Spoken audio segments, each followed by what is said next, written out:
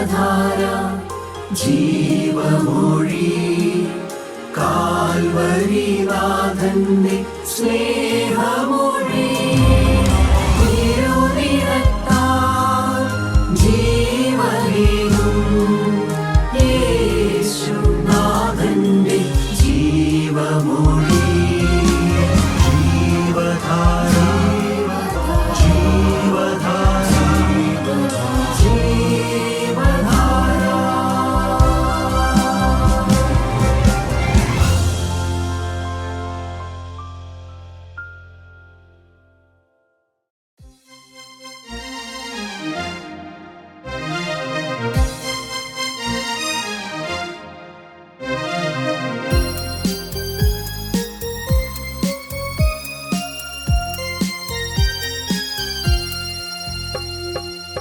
പാടിയാനന്ദിക്കും മമ പ്രിയനേ നിജ ഗുണഗണങ്ങൾ പത്തു കമ്പിയുള്ള വീണയിൽ പാടി ആനന്ദിക്കുമെന്നും പത്തു കമ്പിയുള്ള വീണയിൽ പാടി ആനന്ദിക്കുമെന്നും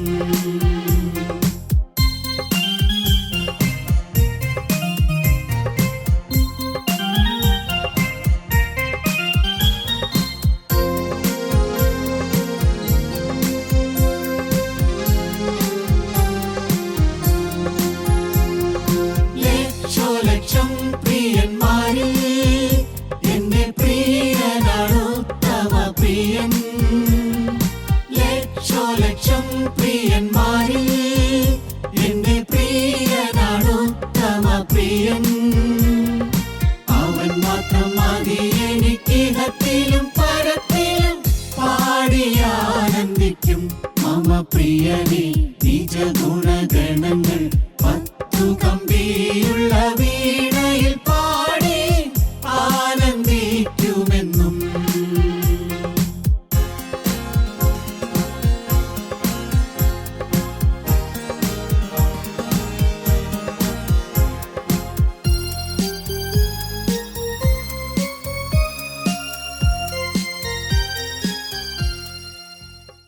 ത്രിയേക ദൈവത്തിന് സ്തുതി. അവിടുത്തെ പൊന്നുനാമം മഹത്വപ്പെടാനിടവരട്ടെ. ഒരു പ്രാവശ്യം കൂടി ജീവനുള്ളതും ജീവിപ്പിക്കുന്നതുമായ തിരുവചനത്തിൻ്റെ മുമ്പാകെ വന്നിരിപ്പാൻ നമുക്ക് ഭാഗ്യം ലഭിച്ചുവല്ലോ. നന്ദി നിറഞ്ഞ ഹൃദയത്തോടെ നമുക്ക് ദൈവത്തെ സ്തുതിക്കാം, സ്തോത്രം ചെയ്യാം. ഒരു വേദഭാഗം ഞാൻ വായിക്കാം. ദൈവത്തിന് സ്തുതി. വിശുദ്ധ ലൂക്കോസ് എഴുതിയ സുവിശേഷം 24-ാം അധ്യായം അതിൻ്റെ 29-ാം വാക്യം. അവരോ ഞങ്ങളോടുകൂടെ പാർക്കുക, നേരം വൈകി അസ്തമിപ്പാറായല്ലോ എന്ന് പറഞ്ഞു. അവനെ നിർബന്ധിച്ചു. അവൻ അവരോടുകൂടെ പാർപ്പാൻ ചെന്നു. യേശു അവരോടുകൂടെ പാർപ്പാൻ ചെന്നു. നിർബന്ധിക്കുന്നവരോടുകൂടെ പാർപ്പാൻ ചെല്ലുന്ന യേശു. പ്രിയരെ, നമുക്ക് ആർക്ക് കൊതിയുണ്ട് യേശു നമ്മുടെ ഭവനത്തിൽ, നമ്മുടെ ഹൃദയത്തിൽ, നമ്മുടെ ഈ ആളത്വത്തിൽ വന്ന് പാർക്കണമെന്ന്? ആരെല്ലാം നിർബന്ധിക്കുന്നുവോ, ആരെല്ലാം ആഗ്രഹിക്കുന്നുവോ, ആരെല്ലാം കൊതിക്കുന്നുവോ അവരുടെ ഹൃദയത്തിൽ വന്ന് പാർക്കാൻ കൊതിക്കുന്ന, ആഗ്രഹിക്കുന്ന യേശു ഹൃദയത്തിൽ വന്ന് പാർത്താൽ അവിടെ അത്ഭുതം നടക്കും. നമുക്ക് ഈ വചന ശുശ്രൂഷയുടെ ആരംഭത്തിൽ തന്നെ നമ്മുടെ കരുണയുള്ള കർത്താവിനോട് ഒന്ന് പ്രാർത്ഥിക്കാം. പ്രാണപ്രിയനായ യേശുവേ, ഈ അണ്ഡകടാഹത്തിൻ്റെ ഉടയവനേ, സകലത്തെയും സൃഷ്ടിച്ച ജീവനുള്ള ദൈവമേ, ഞങ്ങളെ തിരുരക്തത്താൽ പിശാചിൻ്റെ കയ്യിൽ നിന്ന് വിലയ്ക്ക് വാങ്ങിയ ഞങ്ങളുടെ പ്രാണപ്രിയനായ യേശുവേ, ഇന്ന് ഈ വചന ശുശ്രൂഷയിൽ അവിടുന്ന് ഞങ്ങളുടെ ഹൃദയത്തിലേക്ക് എഴുന്നള്ളി വരണമേ. ഞങ്ങളുടെ ഹൃദയത്തിൽ അവിടുന്ന് സ്ഥിരമായി പാർക്കണമേ. കർത്താവെ, ഒരു നിമിഷം പോലും അവിടുന്ന് ഞങ്ങളുടെ ഹൃദയത്തിൽ നിന്നും മാറിപ്പോകരുതേ. ഇനിയുള്ള ശിഷ്ടായുസ് യേശുവിനെ വഹിക്കുന്നവരായി ജീവിപ്പാൻ ഞങ്ങൾക്ക് പ്രാപ്തി തരണമേ. സകലതും കർത്താവെ അവിടുത്തെ പൊന്നുപാദപീഠത്തിൽ അർപ്പിക്കുന്നു. പ്രിയരെ, അവൻ അവരെ നിർബന്ധിച്ചു. അവരോ പാർക്കാൻ പോയി. അവൻ അവരോടുകൂടെ പാർപ്പാൻ ചെന്നു. ആരാണിവർ? നമുക്കറിയാം, ഇത് സംഭവിച്ചത് ലൂക്കോസിൻ്റെ സുവിശേഷത്തിൽ മാത്രം രേഖപ്പെടുത്തിയിരിക്കുന്ന ഒരു സംഭവമാണ്. അന്ന് കർത്താവായ യേശുക്രിസ്തുവിൻ്റെ ഉയർപ്പിൻ്റെ ദിവസം, ഞായറാഴ്ച, എല്ലാവരും നിരാശ പൂണ്ടു. തങ്ങളുടെ പ്രത്യാശ നശിച്ചവരായി ശിഷ്യന്മാരൊക്കെ അവരൊക്കെ എവിടെയോ പോയി മറഞ്ഞു. ചിലർ തലകുമ്പിട്ടിരിക്കുന്നു. എല്ലാവർക്കും ദുഃഖമാണ്. എല്ലാവർക്കും തങ്ങളുടെ ആശ പോയല്ലോ. ഏതാനും ചില സ്ത്രീകൾ മാത്രം രാവിലെ ആ സ്നേഹത്താൽ പിടിക്കപ്പെട്ട്, കാൽവറി ക്രൂശിലെ സ്നേഹത്താൽ, യേശുവിനോടുള്ള സ്നേഹത്താൽ പിടിക്കപ്പെട്ട് ആ കല്ലറിയിലേക്ക് ആരെയും കൂസാക്കാതെ, ഈ അവിടുത്തെ ഭരണത്തെ കൂട്ടാക്കാതെ, പടയാളികളെ പേടിക്കാതെ യേശുവിനോടുള്ള സ്നേഹം കൊണ്ട് അവർ പോവുകയാണ്. അവർ പോയി അത്ഭുതം കണ്ടു. യേശു ജീവിച്ചിരിക്കുന്നു എന്ന് ദൂതന്മാർ പറയുന്ന ആ വാർത്ത അവർ കേട്ടു. അവർ ഓടി ദൈവമക്കളുടെ അടുത്തേക്ക് വരികയാണ്. പക്ഷേ അവരാരും അത് വിശ്വസിച്ചില്ല. ഇവിടെ ഈ ശിഷ്യന്മാർ യേശുവിനോട് കൂടെ നടന്ന് യെരുശലേമിൽ നിന്ന് എമൗസിലേക്ക് പോയ ശിഷ്യന്മാർ, അത് ക്ലെയോപ്പാവും ഭാര്യയുമാണെന്നാണ് വിചാരിക്കപ്പെടുന്നത്. ക്ലെയോപ്പാവിൻ്റെ പേര് ഇവിടെ ഉണ്ടല്ലോ. അവർ ഭ്രമിച്ചുപോയി എന്നാണ് നാം തുടർന്ന് വായിക്കുന്നത്. അവർ ഏറ്റവും നിരാശ പൂണ്ട് തങ്ങളുടെ പ്രത്യാശ മുഴുവൻ നഷ്ടപ്പെട്ടു പോയി. തങ്ങൾ പ്രതീക്ഷിച്ചത് ഒന്നും നടന്നില്ല. ഇത്രകാലം യേശുവിൻ്റെ പിന്നാലെ നടന്നത് വെറുതെയായി പോയി എന്നോർത്ത് നിരാശയാൽ അവർ വാടിയ മുഖത്തോടുകൂടെ എമൗസിലേക്ക്, സ്വന്തം ദേശത്തേക്ക് പോവുകയാണ്. പ്രിയപ്പെട്ടവരെ, ഇതെല്ലാം കണ്ട് അവർ വാദിച്ചും തർക്കിച്ചും പോന്നു. യേശു ആയിരുന്നു അവരുടെ സംഭാഷണ വിഷയം. ഈ വാടിയ മുഖത്തോടെ ഈ നിരാശപ്പെട്ടു പോകുന്നവരോട് കൂടെ ചേർന്ന് നടക്കുന്ന പ്രാണപ്രിയനായ യേശു, ഉയർത്തെഴുന്നേറ്റ യേശു, അവിടുന്ന് അവരോട് കൂടെ ചേർന്ന് നടക്കുകയാണ്. ആ ചേർന്ന് നടക്കുമ്പോൾ അവർക്ക് എന്തെല്ലാം ഫീലിംഗ് ഉണ്ടായി കാണും. പ്രിയപ്പെട്ടവരെ, നാമും കൊതിക്കണം. ഏതവസ്ഥയിലും നമ്മൾ വാടിയ മുഖത്തോടെയാണോ, നിരാശയോടെയാണോ ഇരിക്കുന്നത്? നമ്മൾ പ്രതീക്ഷിച്ചതുപോലെ കാര്യങ്ങൾ നടക്കാതിരിക്കുകയാണോ? അതെയോ നമ്മൾ പലതരം രോഗത്താൽ നാം വലയുകയാണോ? നമ്മളെ കുഞ്ഞുങ്ങളെക്കുറിച്ചുള്ള വിഷയങ്ങൾ നമ്മളെ അലട്ടുന്നുണ്ടോ? പ്രിയപ്പെട്ടവരെ, എന്തെല്ലാം ആയാലും നമ്മോട് കൂടെ യേശുവാണ് നമ്മുടെ ലക്ഷ്യമെങ്കിൽ, യേശുവാണ് നമ്മുടെ സംസാര വിഷയമെങ്കിൽ, യേശുവാണ് നമ്മുടെ ചിന്താവിഷയമെങ്കിൽ, യേശുവിനെയാണ് നാം അന്വേഷിക്കുന്നതെങ്കിൽ, കൂടെ ചേർന്ന് നടക്കുന്ന യേശുവിനെ നമുക്ക് അനുഭവിച്ചറിയാൻ പറ്റും. പ്രിയപ്പെട്ടവരെ, ക്രിസ്തീയ ജീവിതം അനുഭവത്തിൻ്റെ ജീവിതമാണ്. കർത്താവ് അവരോടെല്ലാം ചോദിച്ച് മനസ്സിലാക്കി. അവർ യേശുവിനെ പറ്റി എന്തെല്ലാം അറിവുണ്ടോ അതെല്ലാം കർത്താവിനോട് പറഞ്ഞു. അവർ അറിഞ്ഞു യേശുവിനെ പറ്റി. എന്താണ്? ദൈവത്തിനും സകല മനുഷ്യർക്ക് മുമ്പാകെ വാക്കിലും പ്രവൃത്തിയിലും നല്ല ശക്തിയുള്ള പ്രവാചകനാണ് യേശു. അത്രയ്ക്കേ അവർക്ക് യേശുവിനെ പറ്റി അറിയുള്ളൂ. വീണ്ടും അവർ മനസ്സിലാക്കി തങ്ങളെ അടിമത്തത്തിൽ നിന്ന് വീണ്ടെടുപ്പാനുള്ളവനെന്ന്. അവർ അറിഞ്ഞിട്ടുണ്ട്. മോശ ഇസ്രായേൽ മക്കളെ മിസ്രൈമിൽ നിന്ന്, ഫറവോൻ്റെ കയ്യിൽ നിന്ന് വീണ്ടെടുത്തത് നല്ല തൻ്റെ ഇടത്തോടെ, ധൈര്യത്തോടെ, ആത്മാവിൽ നിറഞ്ഞ് ഫറവോൻ്റെ മുന്നിൽ നിന്ന് ഇസ്രായേലിൻ്റെ ദൈവമായ യഹോവ അരുളി ചെയ്യുന്നു, എൻ്റെ ജനത്തെ വിട്ടുതരിക, എന്നെ ആരാധിപ്പാൻ എൻ്റെ ജനത്തെ വിട്ടുതരിക എന്ന് പറഞ്ഞ് മോശ ദൈവത്തിൽ ആശ്രയിച്ച് നിന്നത് ഓർമ്മയുണ്ട്. ഇതെല്ലാമേ അവർക്കറിയാവുള്ളൂ. പക്ഷേ യേശു അവരോട് ഇടപെട്ടു. പ്രിയപ്പെട്ടവരെ, അവരെ വിളിച്ചു ബുദ്ധിഹീനരെ എന്ന്, മന്ദബുദ്ധികളെ എന്ന്. പ്രവാചകന്മാർ പറഞ്ഞിരിക്കുന്നത് ഒന്നും വിശ്വസിക്കാത്ത മന്ദബുദ്ധികളെ എന്ന് ശാസന പ്രയോജനമായി. അവർ ശാസനയിൽ മറുതലിപ്പ് കാണിച്ചില്ല. വലിയ ഭാഗ്യമായി പോയി. പ്രിയപ്പെട്ടവരെ, ദൈവത്തിന് സ്തോത്രം. അവരുടെ ഹൃദയം കത്തിക്കൊണ്ടിരുന്നു എന്നാണ്. അവരാ ശാസനയ്ക്ക് താണിരുന്നു. പ്രിയപ്പെട്ടവരെ, നമ്മുടെ അവസ്ഥ എന്ത്? നാം പ്രവാചകന്മാർ പറയുന്നതൊക്കെ അനുസരിക്കുകയും വിശ്വസിക്കുകയും ചെയ്യുന്നവരാണോ? ഇങ്ങനെ കർത്താവ് കഷ്ടം സഹിച്ച് നാമും നമ്മുടെ ജീവിതത്തിൽ കഷ്ടതകളിൽ കൂടി രൂപാന്തരം പ്രാപിച്ച് മാനസാന്തരപ്പെട്ട് തേജസ്കരിക്കപ്പെട്ട് സ്വർഗരാജ്യത്തിൽ പ്രവേശിക്കേണ്ടതാകുന്നു. അനേക കഷ്ടങ്ങളിൽ കൂടി നാം ദൈവരാജ്യത്തിൽ പ്രവേശിക്കേണ്ടതാകുന്നു എന്ന സത്യം പ്രിയപ്പെട്ടവരെ നമ്മുടെ ഹൃദയത്തിൽ നാം കൊള്ളുന്നുണ്ടോ? എന്നാൽ നാം ഭാഗ്യവാന്മാരാണ്. അവർ പോകുന്ന ഗ്രാമത്തോടടുത്തപ്പോൾ അവരോ ഞങ്ങളോടുകൂടെ പാർക്കുക. അവർ നിർബന്ധിക്കുകയാണ്. അവർക്ക് യേശുവിനെ വിട്ട് മാറിക്കൂടാ. അത്രയ്ക്ക് അവരുടെ ഹൃദയം കത്തിക്കൊണ്ടിരുന്നു യേശുവിനോടുള്ള സാന്നിധ്യത്തിൽ. പ്രിയപ്പെട്ടവരെ, യേശുവിൻ്റെ വചനം കേൾക്കുമ്പോൾ, നാം വചനത്തിൽ വന്നിരിക്കുമ്പോൾ നമ്മുടെ ഹൃദയം കത്തുന്ന അവസ്ഥയിലാണോ? നമ്മുടെ ഹൃദയം ദൈവവചനത്തിന് മുമ്പാകെ വിറയ്ക്കുന്ന അവസ്ഥയിലാണോ? ഇവർ ഭാഗ്യമായി പോയി. ഇവർ കർത്താവിനെ ക്ഷണിച്ചു, നിർബന്ധിച്ചു എന്നാണ് നാം വായിക്കുന്നത്.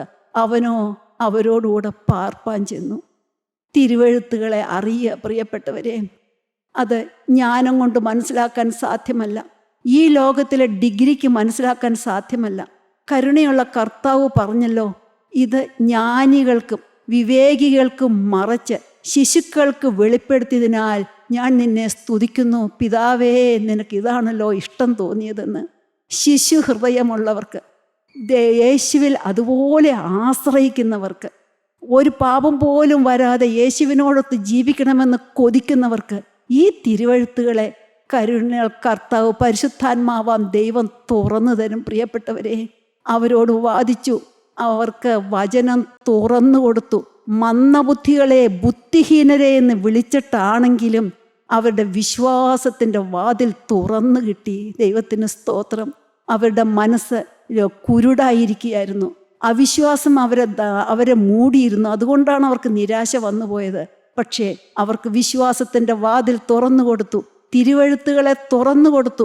ബുദ്ധിയെ തുറന്നു കൊടുത്തു തിരുവെഴുത്തുകളെ ഗ്രഹിപ്പിക്കാൻ.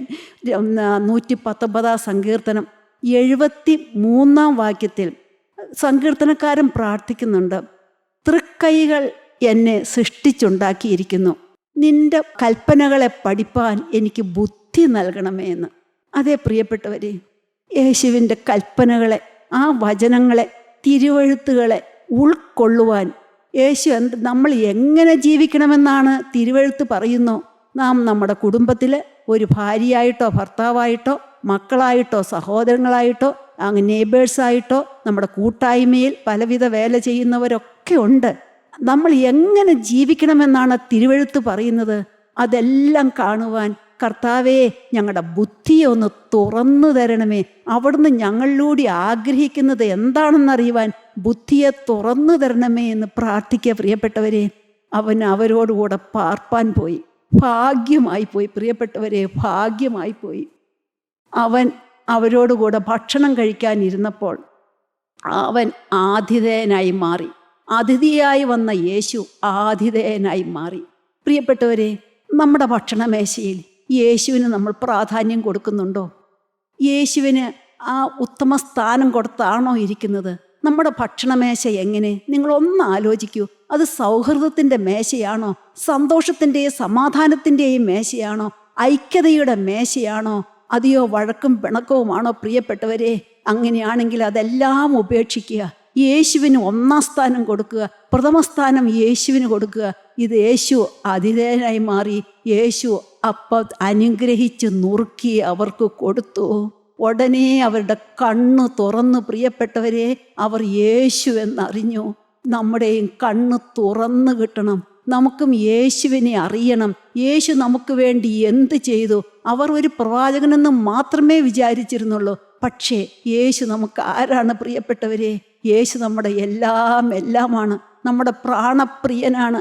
തൻ്റെ അവസാനത്തുള്ളി രക്തം വരെ ഊറ്റി തന്ന് നമ്മളെ വിലയ്ക്ക് സാത്താൻ്റെ കയ്യിൽ നിന്നും അന്ധകാരത്തിൻ്റെ അടിമത്വത്തിൽ നിന്നും നമ്മെ വീണ്ടെടുത്ത് പിതാവിൻ്റെ രാജ്യത്തിന് അവകാശിയാക്കി തീർത്തതാണ് നമ്മുടെ കർത്താവായ യേശു ക്രിസ്തു. നാം സ്വർഗരാജ്യത്തിൻ്റെ അവകാശികളാണ്. കർത്താവിൻ്റെ കൂട്ടവകാശികളാണ്. കർത്താവിൻ്റെ മക്കളാണ്. കർത്താവിൻ്റെ ഇളയ സഹോദരങ്ങളാണ്. അവൻ്റെ കാന്തയാകുവാൻ വിളിക്കപ്പെട്ടവരാണ്. അതിന് നമ്മുടെ കണ്ണ് തുറന്നു കിട്ടുവാൻ പ്രാർത്ഥിക്കണം പ്രിയപ്പെട്ടവരെ.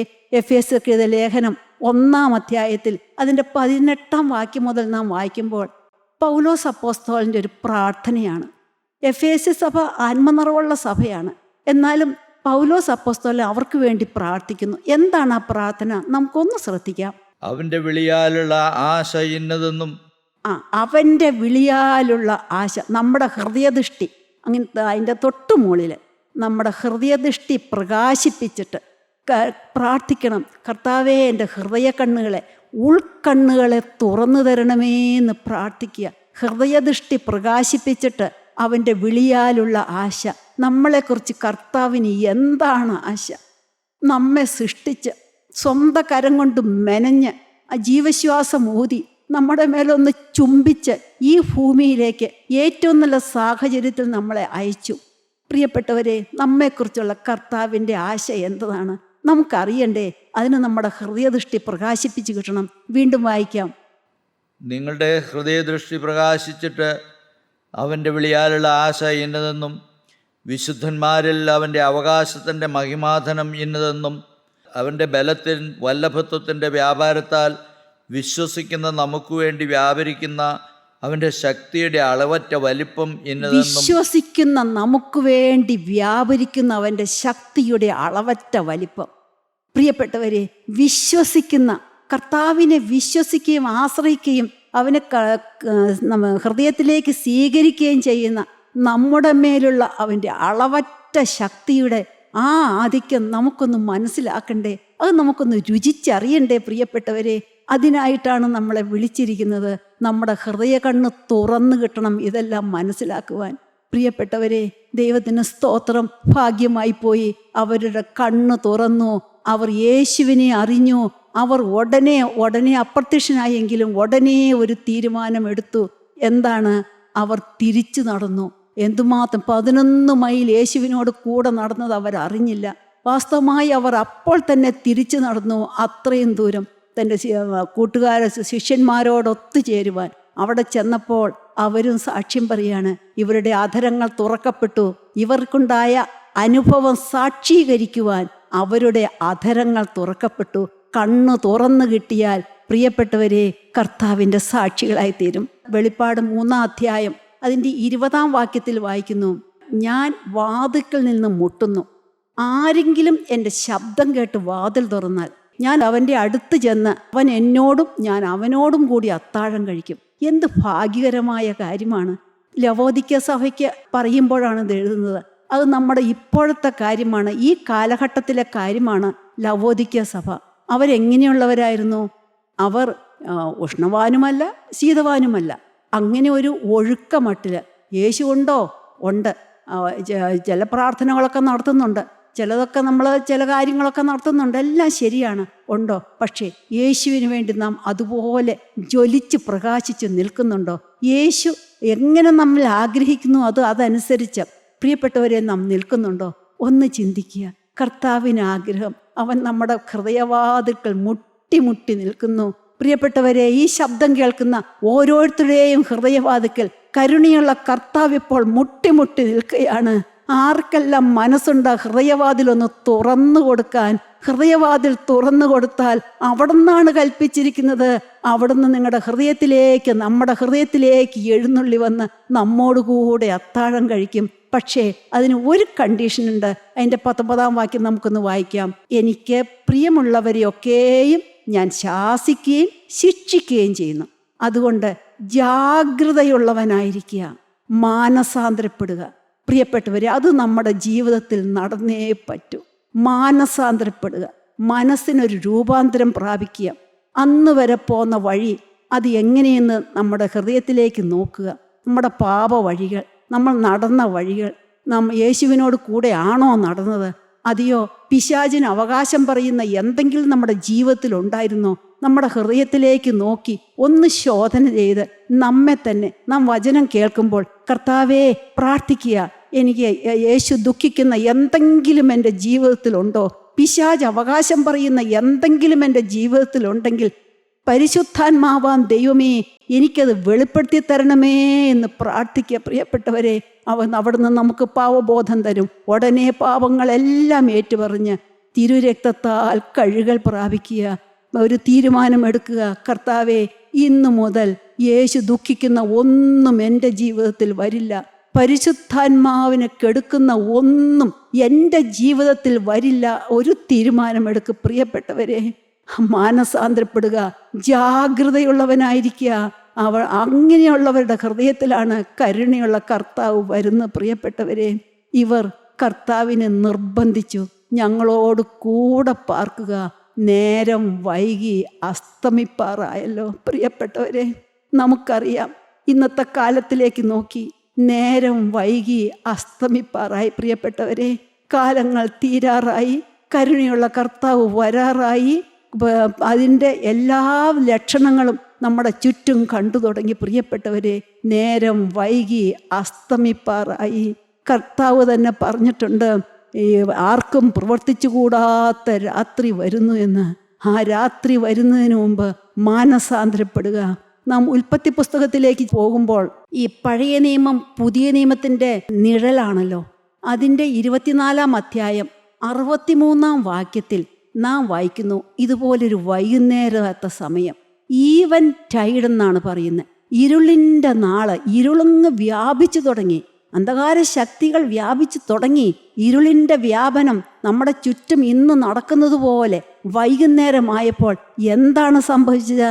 63-ാം വാക്യം. വൈകുന്നേരത്ത് ഇസ്ഹാക്ക് ധ്യാനിപ്പാൻ വെളിമ്പ്രദേശത്ത് പോയിരുന്നു. അവൻ തലപൊക്കി നോക്കി, ഒട്ടകങ്ങൾ വരുന്നത് കണ്ടു. ഇസഹാക്ക് വെളിമ്പ്രദേശത്തേക്ക് ഇറങ്ങി വരികയാണ് പ്രിയപ്പെട്ടവരെ. അവൻ തലപൊക്കി നോക്കി, ഇതാ ഒട്ടകങ്ങൾ വരുന്നു. ഇന്ന് കരുണയുള്ള കർത്താവ് അവലോടെ കാത്തിരിക്കുകയാണ് ഈ ഒട്ടകങ്ങൾ വരുന്നത് കാണുവാൻ. തൻ്റെ കാന്തയുമായി പരിശുദ്ധാത്മാവാൻ ദൈവം വരുന്നത് കാണുവാൻ, പറന്നു പൊങ്ങി വരുന്നത് കാണുവാൻ കരുണയോടെ കാത്തിരിക്കുകയാണ്. ആ നിമിഷം ആർക്കും അറിയില്ല പ്രിയപ്പെട്ടവരെ. നാം വായിക്കുന്നു, റിബേക്കയും ഒട്ടകപ്പുറത്ത് നിന്ന് ഇറങ്ങി. അവൾ ചോദിച്ചു, ആരാണ് ആ പുരുഷൻ? നമ്മളെ എതിരേൽക്കാൻ വരുന്ന പുരുഷൻ ആരാണ്? പരിശുദ്ധാത്മാവ് എല്ലാം അവൾക്ക് പറഞ്ഞു കൊടുത്തു. പരിശുദ്ധാത്മാവാൻ ദൈവം അവളെ കൂട്ടിക്കൊണ്ട്, പരിശുദ്ധാത്മാവിൻ്റെ നിഴലായ ഏലിയാസ് അവളെ കൂട്ടിക്കൊണ്ട് ഇസഹാക്കിൻ്റെ അടുത്ത് ചെന്നു. ഇസഹാക്ക് അവളെ സ്വീകരിച്ചു.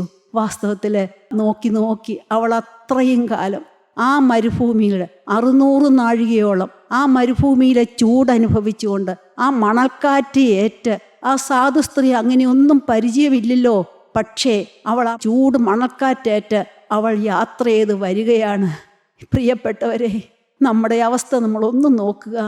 നാമും ഈ മണൽക്കാറ്റേറ്റ് കഷ്ടതയുടെ പാതയിലൂടെ ആണോ നടക്കുന്നത്? അവൾ നടന്നു. പക്ഷേ ഒരു ഭാഗ്യം അവൾക്ക് കിട്ടി. അവൾ ഇടയ്ക്കിടയ്ക്ക് ചോദിക്കും, അടുക്കാറായോ? പ്രിയൻ വരാറായോ? പ്രിയൻ്റെ അടുത്ത് എത്താറായോ? ചോദിക്കും.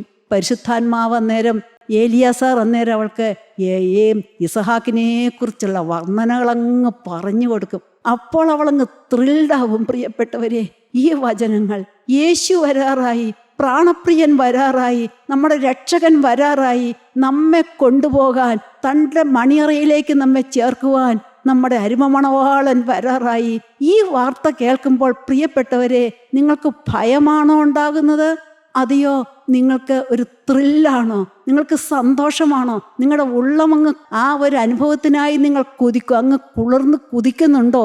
അല്ല അതോ ഭയമാണോ? ഭയമാണെങ്കിൽ സൂക്ഷിക്കണം പ്രിയപ്പെട്ടവരെ. നിങ്ങളെ തന്നെ മുഴുവനായി സമർപ്പിക്കുക.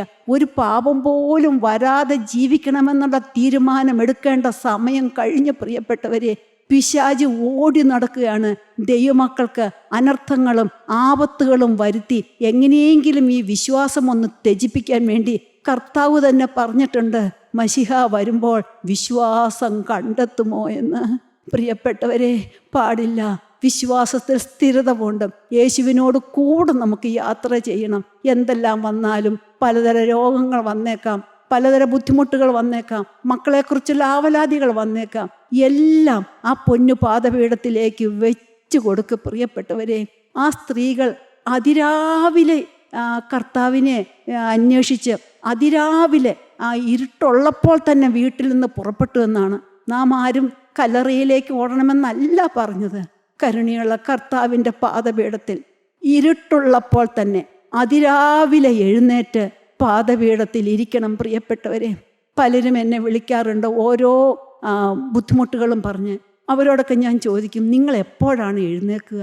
പക്ഷെ എല്ലാവരുടെയും ഉത്തരം 6 മണിക്ക്. ശരിയാണ്, പകൽ മുഴുവൻ അധ്വാനിച്ച് രാത്രി കിടന്നുറങ്ങി രാവിലെയൊക്കെ ആയിരിക്കും എഴുന്നേൽക്കാൻ പറ്റുള്ളൂ. പക്ഷേ പിറ്റേ ദിവസം ജോലിക്ക് പോകുന്നത് 6 മണിക്ക്.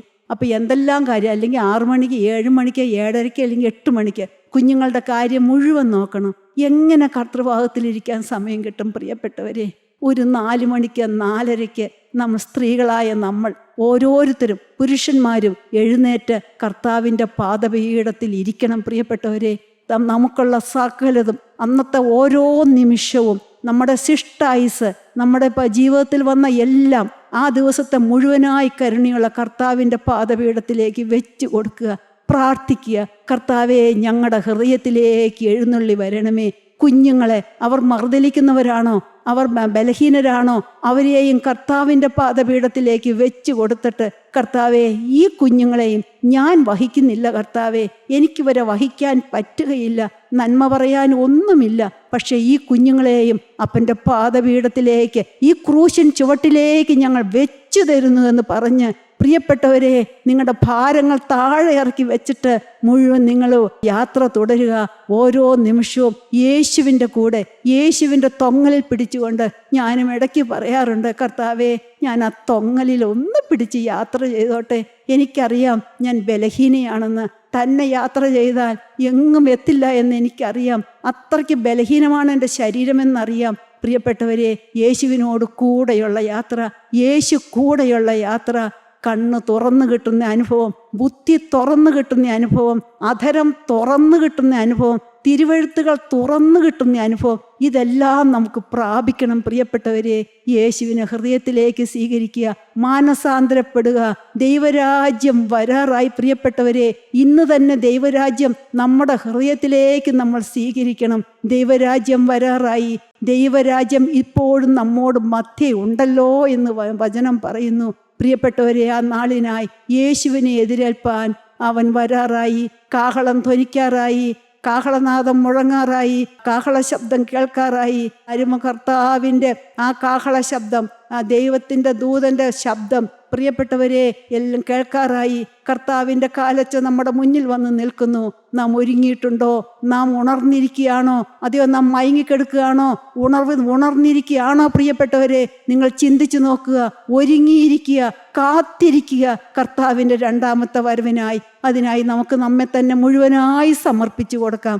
നമുക്ക് പ്രാർത്ഥിക്കാം. അൻപുള്ള രക്ഷിതാവേ, കരുണയുള്ള പിതാവേ, മനസ്സലിവുള്ള തമ്പുരാനെ, ഇതുവരെ ഇതൊന്നും അറിയാതെ ഞങ്ങൾ ജീവിച്ചു പോയി അപ്പാ.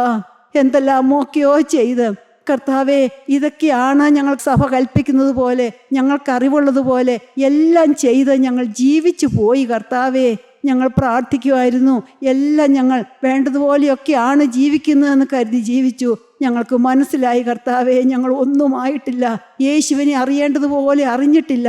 എല്ലാം ഞങ്ങൾ സമർപ്പിക്കുന്നു. യേശുവിനെ ഹൃദയത്തിൽ പേറുന്നവരായി ഇന്നു മുതൽ ജീവിക്കാൻ ഞങ്ങൾ ഞങ്ങളെ തന്നെ സമർപ്പിക്കുന്നു. മഹത്വം തിരുമേനി മാത്രം എടുക്കണമേ. സകലവും ഞങ്ങൾക്കായി ജീവൻ വെച്ച യേശുവിൻ നാമത്തിൽ തന്നെ. ആമീൻ, ആമീൻ, ആമീൻ. സ്തോത്രം.